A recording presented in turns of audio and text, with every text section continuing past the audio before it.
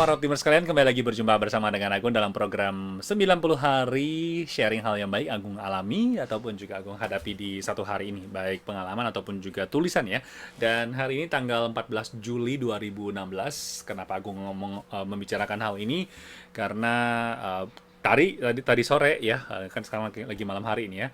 Tadi sore Agung melakukan acara rekaman bersama dengan Kak Aminah dan live ya. Cukup unik, pengalaman yang belum pernah kita lakukan bersama, dan reaksi dari teman-teman juga cukup baik ya. Dan terima kasih buat teman-teman yang udah bergabung dalam acara live itu. Jadi buat kamu yang kepengen nonton live bersama dengan Agung di setiap hari Jumat ya, dari jam 2 sampai jam 4, nanti kita akan umumkan setiap mendekati hari itu. Pokoknya antara jam 2 sampai dengan jam 4 kita akan live ya. Dan di dalam obrolan Agung di hari itu, di hari ini yaitu berbicara soal salah satu topiknya itu mengenai masalah kecemasan ya. Kecemasan seorang buruh migran Indonesia yang ketakutan ataupun juga khawatir kalau uangnya itu tertahan oleh agensi. Dan sebetulnya kasus dari teman kita ini, nama aliasnya itu adalah Putri, sebetulnya sudah dari beberapa hari sebelumnya ya, dan dia sangat khawatir sekali kalau misalkan uangnya tersebut tidak bisa dikembalikan oleh agensi. Dan akhirnya Agung juga bekerja sama dengan KDI, dan terima kasih banget dengan Pak Paul yang telah membantu supaya uang tersebut dikembalikan kepada yang bersangkutan. Dan yang ingin Agung ulas di hari adalah mengenai masalah kecemasan. Sebetulnya Agung juga sering kali bukan cuma jarang, tapi sering kali ya menghadapi hal-hal yang ada hubungannya dengan kecemasan gitu. Aduh, aku khawatir uangku nggak dikembalikan. Aku ada khawatir apakah nanti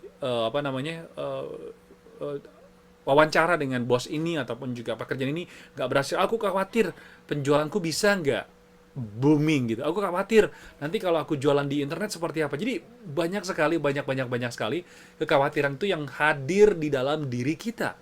Terlalu banyak ya. Nah, kadang kekhawatiran itu bisa membuat kita itu nggak berani untuk melangkah, ataupun juga malah bisa menyebabkan orang lain yang di sekeliling kita yang mendengar kekhawatiran gitu merasa, lu kenapa sih? What's wrong with you gitu loh? Kenapa gitu loh?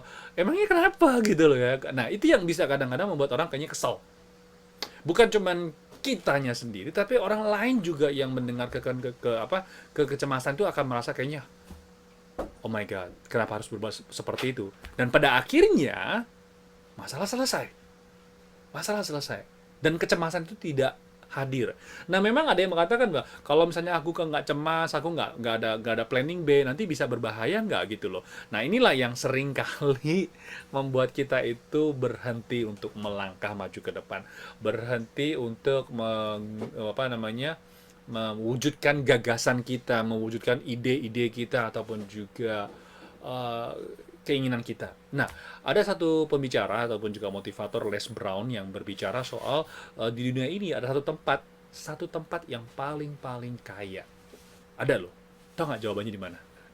Bukan di tambang emas, bukan di tambang permata dan juga tambang-tambang lainnya, bukan.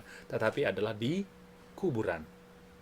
Jawabannya di kuburan. Kenapa di kuburan? Karena di situ banyak sekali orang-orang yang meninggal dunia membawa gagasannya, membawa impiannya, membawa antusiasnya, membawa optimisnya, dan banyak sekali terkubur di sana.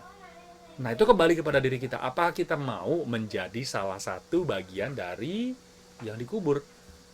Nah, itu semuanya kembali kepada diri kita masing-masing ya. Jadi kembali dalam topik, dalam pembicaraan gini, kecemasan yang ada dalam diri kita boleh dibutuhkan, tetapi dalam standar tertentu.